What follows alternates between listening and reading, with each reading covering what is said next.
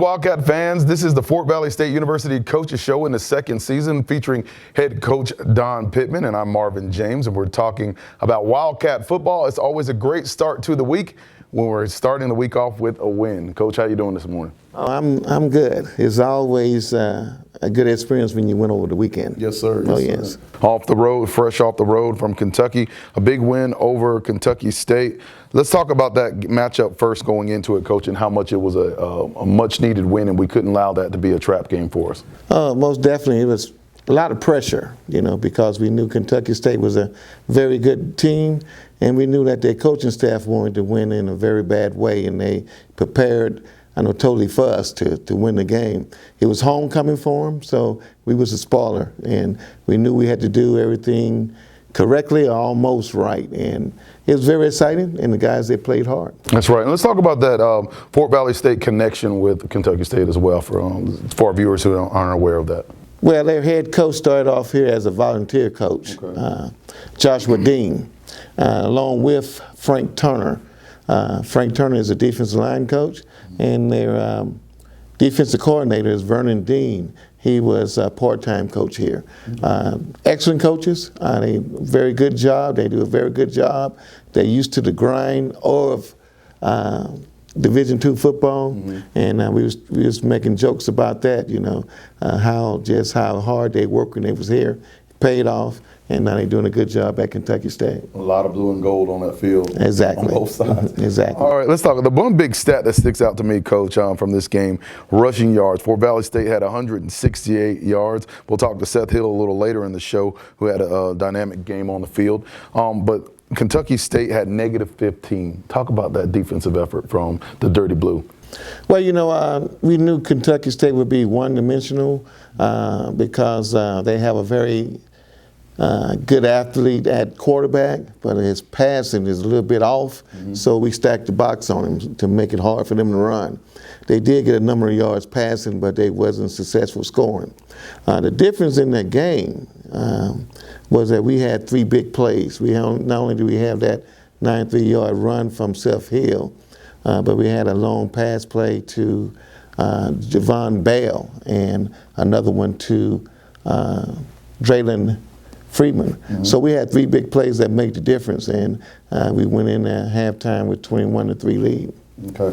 And also talking about Malcolm Eady, the quarterback, came in today with a 12 of 18 performance for 147 yards, 4 touchdowns, the 2 that you just alluded to. But the big thing on the stat on that is 0, so no turnovers from interceptions.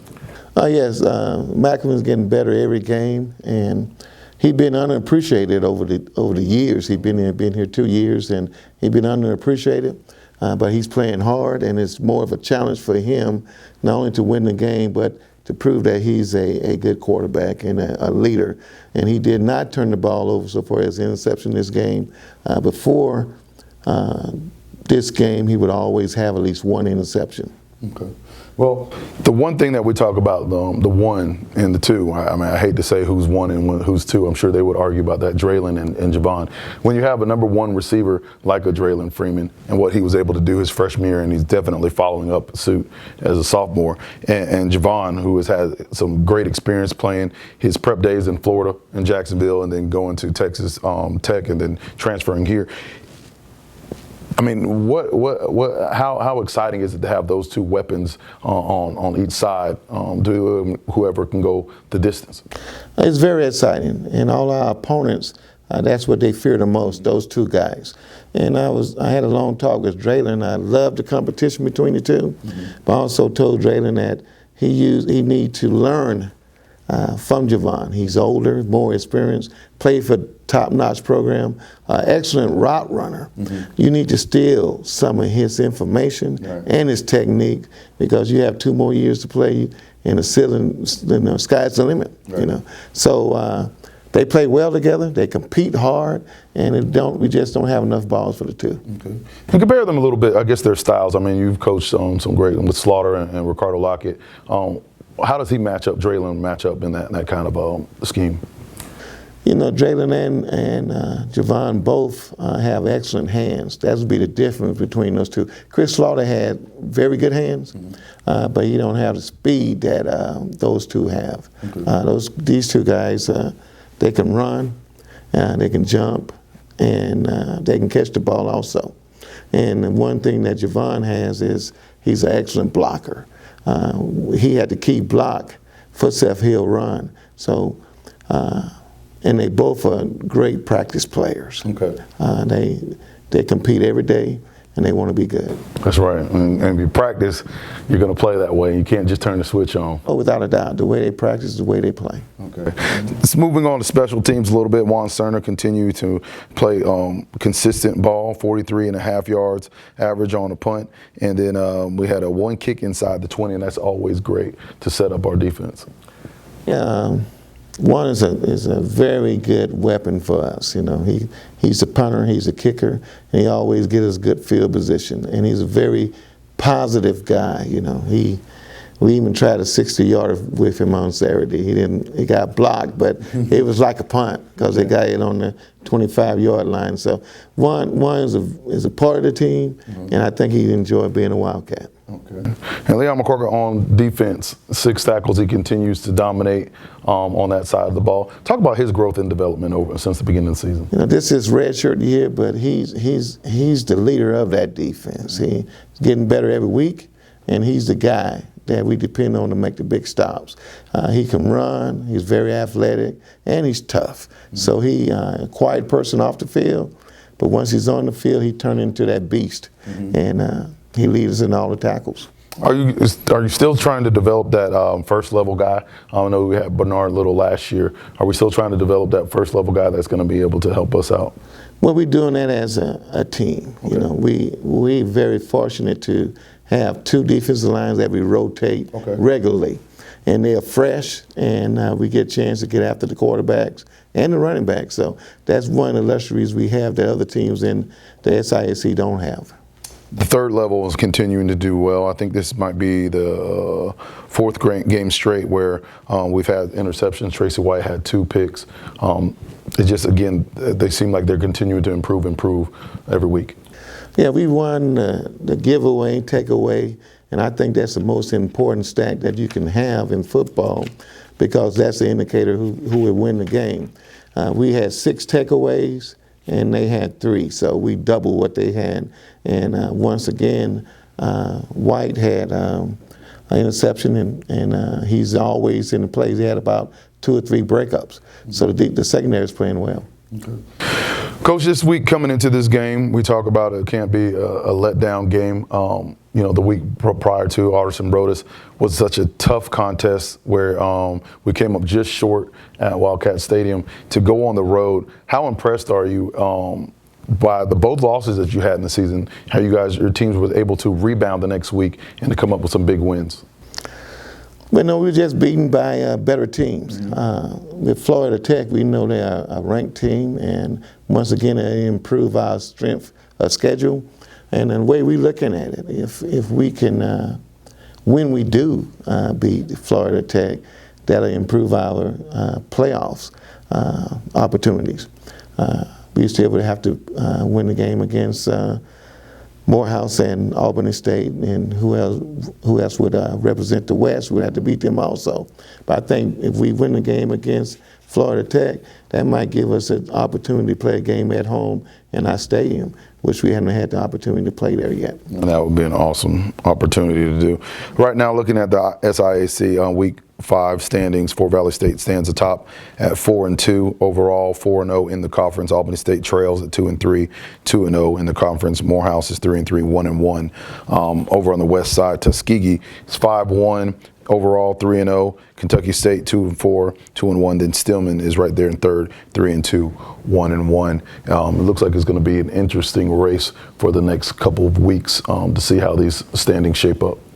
Yes, and our destiny is in our hands. Right. We can't have a letdown, and we just need to take care of our injuries and have the next man up and be ready to compete for conference championship.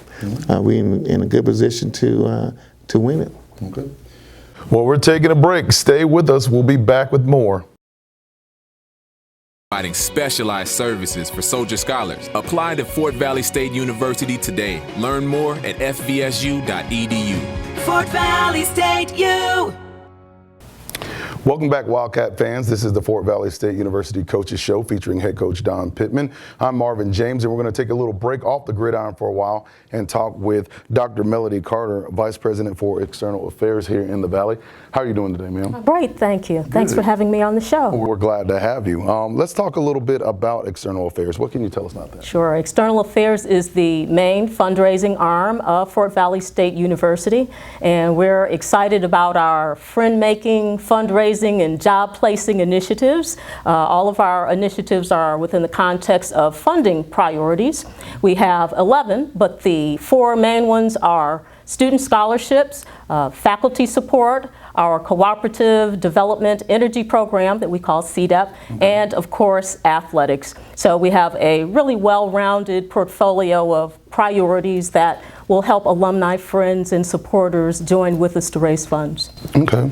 Are there any specific kind of fundraising initiatives that are currently going on? Sure. We're in the middle of our annual fund drive, in which we're also celebrating our 120th anniversary, and we hope all will respond to the calls of our distinguished alum. Her name is Dr. Crystal Connor, who is asking that we contribute in increments of $120 payable to the FVSU Foundation. And for those who'd like to give online, that's fvsu.edu. And we'll be running these initiatives through Homecoming. Our Homecoming is October the 31st, as well as Founders Day, which is November the 5th. And so we've got a lot going on in the Valley. Okay. Let's talk a little bit about next year, early 2016, the scholarship luncheon. Let's elaborate a little bit more about that. Sure. The FVSU Scholarship Luncheon, that is our signature fundraising event. That will be Monday, Friday the 16th. It's always on President's Day. Okay. Also in 2016, we've got special initiatives geared just for athletics. We'll have an athletics banquet, which will be in April of 2016. We've got initiatives going on now. For example, we have our annual alumni golf classic. Okay. That's always the Friday before homecoming. And so we've got plenty going on in the Valley. Okay, now Fort Valley State has been an integral player in the Middle Georgia community for such a long time. Talk about that role that you guys take very seriously. Sure, it's a very important role. We see ourselves as a part of the community. That is indeed what we are, and we seek to strengthen that connectivity. And so we do that because we know that Fort Valley State University is an economic engine as well as an educational engine. So we'll be reaching out even more with our neighbors and our community leaders, all for the good of the whole. Okay.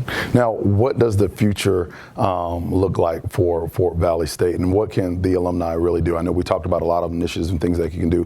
What is the biggest thing that alumni can do to help out? Well, alumni are really crucial. They're excellent givers, so they contribute greatly to student scholarships. But our alumni are also important on the student recruitment side of the fence as well. And that is one of the greatest things that they can do, one of the greatest things that we all can do. Okay. All right. Well, that is Dr. Melody Carter, the Vice President of External Affairs. We thank you for stopping by with us. Thank you. It's been a pleasure. All right. Now we're going to talk a little bit more football. Stay with us.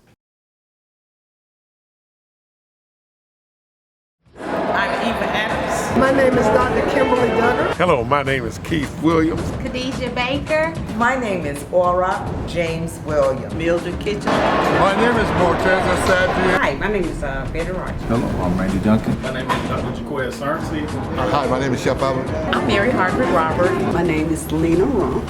Hello, my name is Francisco Paredes. My name is Cynthia Porch. Hello, my name is Dr. Teresa Shakespeare. My name is Melissa Riley. Hi, my name is Andrew Mahan. I'm the Dean of the College of Arts and Sciences. And I like Fort Valley State University because it's a family business. And I love Fort Valley State University because we are one big family. And I'm a 2001 graduate of Fort Valley State University. And I love Fort Valley State due to all the cultural diversity. And it's just like home for me. I've been in higher education for the last 10 years. My mission at Fort Valley State University is to increase diversity. Be a graduate of Fort Valley State University. And I love FVSU just because it's family. And we love each other, cooperate each other, and to serve the students and serve FVSU. I love Fort Valley State University because of the opportunities that are afforded to our students every day and the lifelong friendships that I gain from here. Thank you.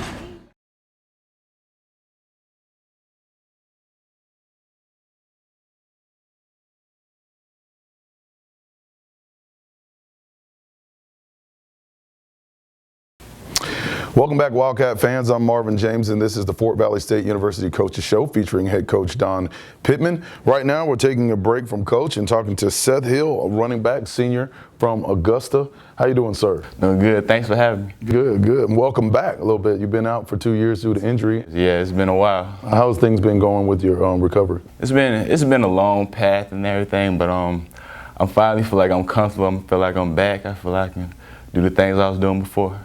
Yeah, when you were here, when you first got here to school, what were some of the things that you were expecting? I guess are you back to like 100%? You feel like on the? I feel like I'm back to 100%. Okay. Let's talk about your day on Saturday against Kentucky State. 4 carries for 104 yards. You had a 93-yard touchdown. Talk about that play a little bit. Oh, it was an outside zone play. We had some excellent blocks. It was basically just a race. I just hit it 100 yards. 93 yards, that seems like you're back. I mean, anytime you can take it that distance, I don't care on any level, that's quite impressive. Talk about just the running game, how you guys are continuing to improve week after week. Yeah, we were loaded at the running back position. We got Travis Richmond, myself, Jermaine Tate. We got a whole bunch of good running backs. Are you guys close? I mean, do you feel like on any given play, anybody can take the ball and do what they got to do with it? Yeah, exactly. We're not greedy at all. We feel like we got playmakers across the board. We just, whoever's in, just make the play for us. Okay. Now, I know last week you guys were heading in with Kentucky State. That was a game that you guys had to win. You couldn't let that be a trap game for conference play. What was your attitude and your mindset going into that game to remain undefeated in the conference? Just like any game, just go in there, dominate, and just go in there, play as good as we're supposed to play, and play to our abilities. I know Coach talks to us week in and week out about on the road, how you guys take up a whole nother identity. What is the role of road warrior do for you guys? How excited more are you guys to get on the road and get away for a little while, I guess? I mean, it's fun, get on the road and everything, but when we get on the road, you gotta win those games. Mm-hmm. Okay. Now this week coming back, we have Florida Tech right here at Wildcat Stadium this Saturday. It's a big game, another Gulf South Conference team. How are you guys preparing for this weekend, and what are you hoping to do on Saturday? We just watch a little bit more film this week.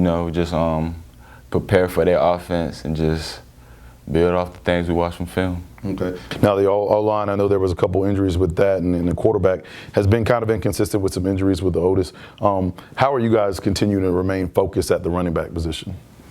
Yeah, we just worry about whatever we can do to help contribute to the team. Edie's a great quarterback. We just behind him 100%. Okay. All right. Thank you, Seth. I appreciate that. We're looking forward to a big game on Saturday with Florida Tech. Stay with us. We'll be back with more. A dream never dies. It lives within you, waiting to be realized. If you've postponed your dream of a college education or want to learn new career skills, Fort Valley State University offers affordable education programs designed for busy adults. Take courses on campus or online with flexible schedules to accommodate your lifestyle. Turn dreaming into doing at Fort Valley State University. Learn more at fvsu.edu. Fort Valley State U.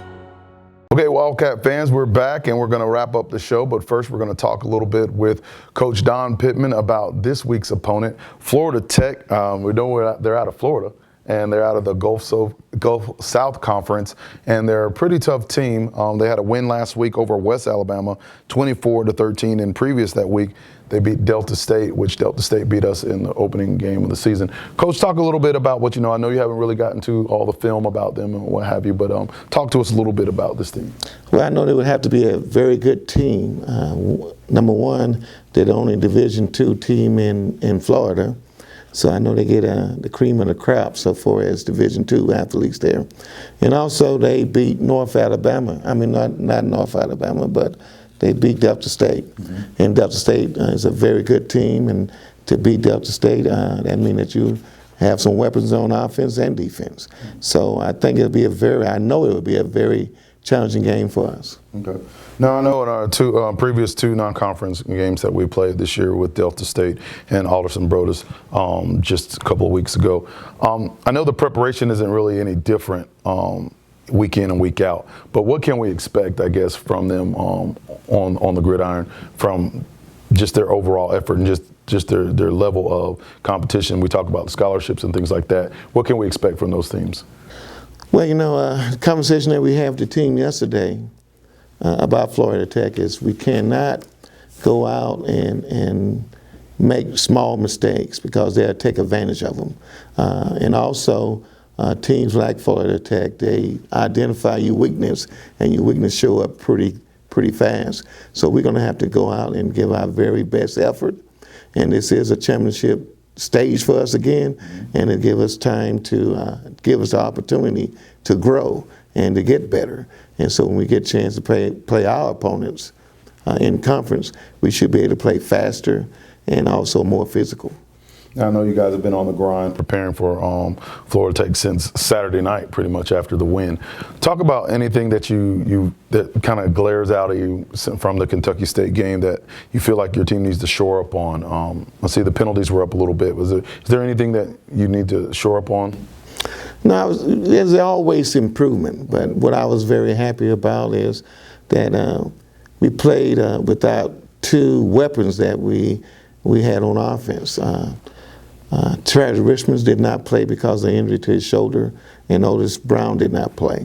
And if we had those two guys, I know we'd be much better. But also, I'm very, very proud of the way these other two guys, the next man up, fill in for those guys and done a very good job. Seth Hill hadn't played in 2 years and stepped in and made some big plays. Okay. Senior Day in the Valley. Talk about that a little bit, and let's talk about some of those seniors. Well, Seth Hill is one of those seniors, and all these guys who've been here for a while and they put in their years, it's a good time for those guys to get recognized for senior night. And we're going to miss those guys. We also have Tracy White, who's a senior. He been here starting for us for 4 years, so we're going to miss him sorely. So this will be a very good night for him also. Okay. 6 o'clock kickoff in the Valley. Talk about Wildcat Walk and some of those things that we can prepare for our fans can get involved. We need to improve the Wildcat Walk. We not getting the turnout that we need for that. So we're going to push that really hard this week, try to get more people out, So we have that walk at 1:30. We leave the cafeterias, the student dining hall, at 1:30, and we walk right in front of Woodward Gym. That's where we would like for everybody to meet, assemble at, in front of Woodward Gym. Okay. And I guess lastly, before we get ready to wrap up the show, what are some of the key things that I guess that if we had three things that we need to win this ball game? But no turnovers, no big plays, and to be consistent in our play. Those are three key ingredients right there. All right. And we always play well at home, so that always helps as well. Oh, yes. I always play well at home. All right. Well, that wraps up another edition of the Fort Valley State University Coaches Show featuring head coach Don Pittman. I'm Marvin James, and we hope to see you on the sidelines and in the stands this weekend.